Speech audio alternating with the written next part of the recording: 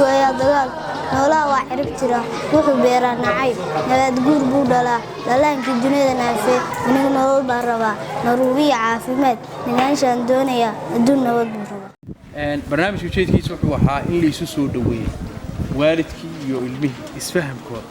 waalidiintana la soo baro dabeecadaha carruurtay ku arkaan mararka qaar keeni karta inay dil ku dhaqaaqaan sababta carruurtay sida ugu dhaqmaayaan way marka waalidkii uu fahmo ilmaha dabeecadihiisa kala duwan iyo waxyaabaha uu sababta wuu garaawi karaa marka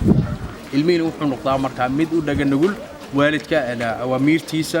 xiriir fiican la yeesho waalidka magacay waa Caasha Cabdixakiin Daahir intii uu tababarku socday waxaan ka faa'iiday inaan waqti u helay inaan waalidka kula sheekaysano waxaan ka baranay casharo madadaalo ah sida dhiibka badda haka socodka yaa muhiimku ah iyo wixii la mid ah waxaan si fiican ula sheekaystay ardayda waxaan aad u jeclaystay qaabkii shahaadaysiinta waalidka waxaan chance u helay inaan wax sawiro waxaan codsan lahaa in ardayda aan chance-kan oo kala helin in la siiyo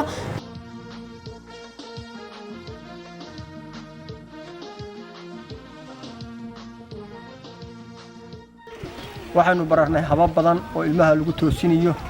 ilmuhu markuu dhasho bisha u horeysa ilaa 12 bilood qaabka loo korinayo iyo qaabka loola tacaamulayo hal sano ilaa 3 sano aynu baranay 3 sano ilaa 5 sano waxaanu baranay 5 sano ilaa 13 sano 13 sano ilaa 18 sano faa'iidooyinkaas inaynu haysanno baan malaynayaa inaynu sii gaarsiino waalidka kale oo fursadaha aynu sii bixinana waa leeno ka baahan yahay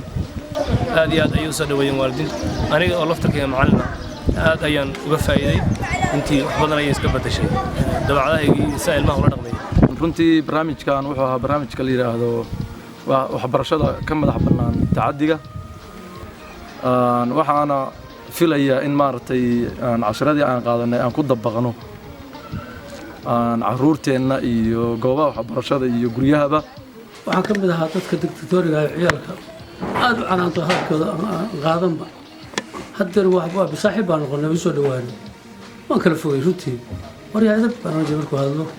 qaadnay ku mahad celinayna tabarkaan siisay waan qaadanay waan idinku mahad celinaynaa hadda waxaa la isku hayay ubadkii iyo dadkii dhalay baa la isku xiray ayadoo walba dadku is yaqaaneen baa haddana waxaa isku xiray sidii dadku ay ubadka ula dhaqmi lahaayeen si ula macaamil lahaayeen si ciyaalka loo hadli lahaayeen si ula sheekaysan lahaayeen khalad hadduu ku jilmaa sidii looga celin lahaa hadduu wanaagsan yahay sidii loogu bogaadin lahaa awalla dadku hadda inta waa yaqaanay waxaan la oqon ma ahayne waxa weeye wixii nolol soo baraarujiyay haddaan waalidiin ahayn waalidka iyo ardaygu inay bahlaysu yihiin inay ka wanaagsan tahay inay saaxiibo noqdaan in ilmaha tacaddiga laga ilaaliyo in bahdilka ilmaha laga ilaaliyo in xuquuqda asaasiga arday ilmuhu leeyahay waxa dhici jiray ilma afraad markuu gaaray gabadhii iskuulkii laga saaray iyadoo wax baranaysa la yiraahdo waa gabar maxay baranaysaa wiilkaas sii wadaya marka bax gurigayga shaqay waa tacaddiga ka mid tahay laakiin waxa ilaahay mahadiisa waalidiinta juurlamaanta inay fahmeen oo waxa way runtii tababar ku qaateen oo iyagaan ka rabno inay degmada inteeda kale ay wacyigelin u sameeyaan iskuulada kale wacyigelinta gaarin iyo waalidiinta wacyigelintaas gaarin inay iyagu tababar u sameeyaanba idinku maanta waxaa tihiin fariisadayaal baa tihiin